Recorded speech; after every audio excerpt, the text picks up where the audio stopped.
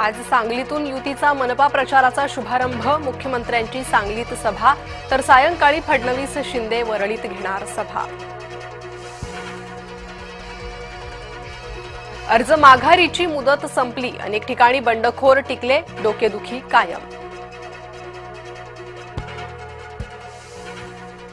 महाराष्ट्रात इतिहास घडला, राज्यभरात सत्ताधाऱ्यांचे सुमारे 44 उमेदवार बिनविरोध, मतदानाआधीच सत्ताधाऱ्यांचे उमेदवार अनेक ठिकाणी बिनविरोध। शिवडी वरळीत शिवसेना आमदार निलेश राणेंचा मास्टर स्ट्रोक, शिवडीतील 7 तर वरळीतल्या 4 अपक्ष उमेदवारांनी अर्ज घेतले मागे। केडीएमसीत निवडणूक रिंगणात 490 उमेदवार तर 205 उमेदवारांनी अर्ज घेतले माघारी। राहुल नार्वेकरांना माज आला, अंजली दमानी यांची टीका।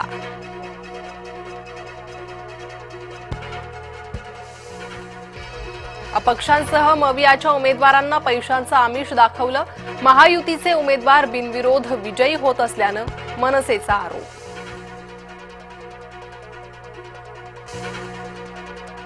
ठाकरेंकडे लवकर खांदेपालट, 20 वर्षांनी राज ठाकरे शिवसेना भवनात।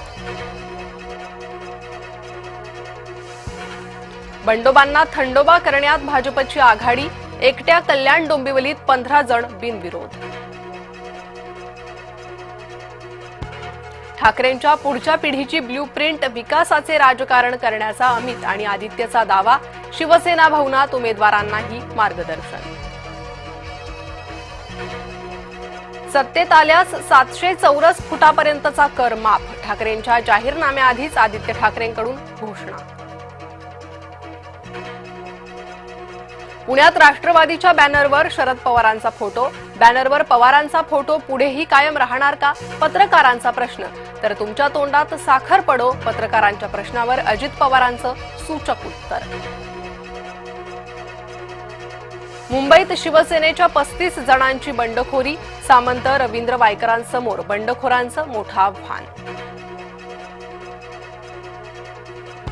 अभाविपचे माजी अध्यक्ष अशोक मोडक कालवश, वयाच्या 85व्या वर्षी डोंबिवलीतील राहत्या घरी घेतला अखेरचा श्वास। पुण्यात एमपीएससीच्या विद्यार्थ्यांचं आंदोलन, पीएसआय भरतीसाठी वयोमर्यादा वाढीचा निर्णय रखडला, वयोमर्यादा वाढीवर सरकारकडून अद्याप निर्णय नाही।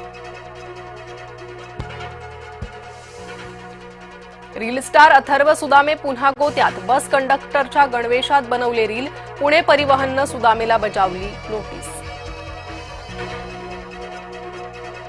84% मतदारांचा मतदान यंत्रांवर विश्वास, कर्नाटक सरकारच्या सर्वेक्षणामुळे काँग्रेसवर नामुष्की।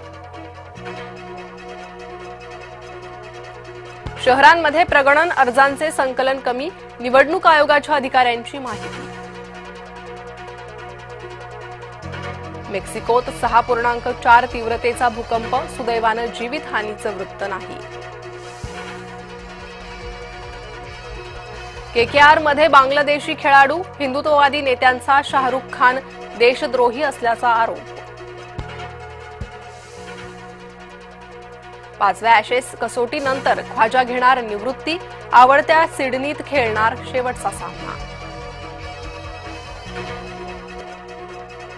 व्हीनस विल्यम्स वयाच्या 45व्या वर्षी खेळणार ग्रँड स्लॅम, ऑस्ट्रेलियन ओपन 2026 मध्ये होणार सहभागी।